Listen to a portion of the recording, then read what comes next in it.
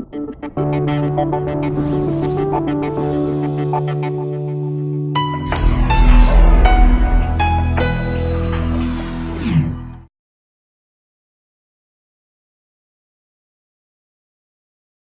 to the Monday Advantage. I'm ready to kickstart the week with you. And the theme this week is about conflict resolution. And if you have a partner, or if you have a spouse, or you have a teammate of some kind, where maybe you're butting heads, you respect the talents, but there's contentiousness going on, and it's uncomfortable. And so you're called upon to learn. There's a great deal of learning in how to resolve conflict, but most of us haven't really learned the skill of doing that. So what often happens is when we begin to notice the conflict, we more and more pull away. We distance ourselves. We regulate distance. Oftentimes because we're afraid, we don't want to be taken advantage of, or we just don't understand. It's too ambiguous, or we're confused. And so we start to kind of make up stories about the other person. We label them. We categorize them. Maybe we tell others a little bit about what we're going through. We gain agreement, and then we become more righteous. After a certain period of time, we become more and more entrenched in our judgments. We become locked into a certainty about that person. And I remember one time I saw a lady who everyone had judged in the organization and said she doesn't care. This is a person that doesn't have a caring heart.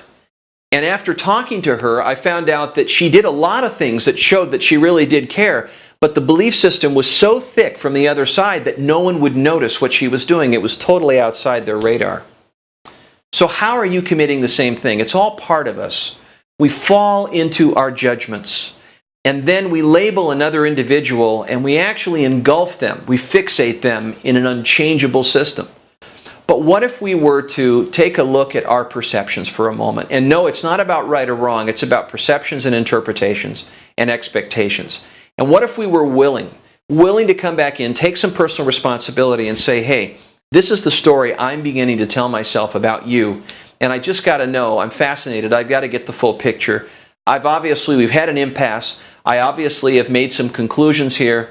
Can you tell me, what can you add about my rationale? Do you see any flaws? And just having the willingness and the courage, cœur in French means from my heart. It means having the bravery to be wrong and the willingness to be wrong and come in and say, I'm open to possibilities that are outside my habitual ways of thinking. And what you'll find is that person suddenly feels safe, and any abreacting labeling that they threw back that were adversarial, oftentimes you'll see them lower their wall and they'll go, wow, you're seeking to understand me. I'm now seeking you. So you have a right to harm and you have a right to choose.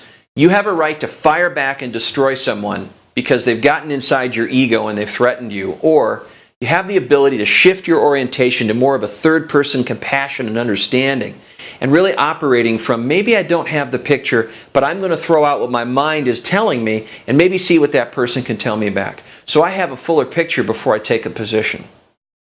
This week, be willing to be wrong. Be willing to take a closer look at your perceptions and expectations and interpretations. You're maybe adding meaning to other people's actions and making up some conclusions that really lock you out. It doesn't allow you to receive another human being. And in terms of cause and effect, it isolates people from you. And it creates all kinds of wedges. So, be willing to be wrong. Okay? Let's get the week going with that. Find out where you can implement that.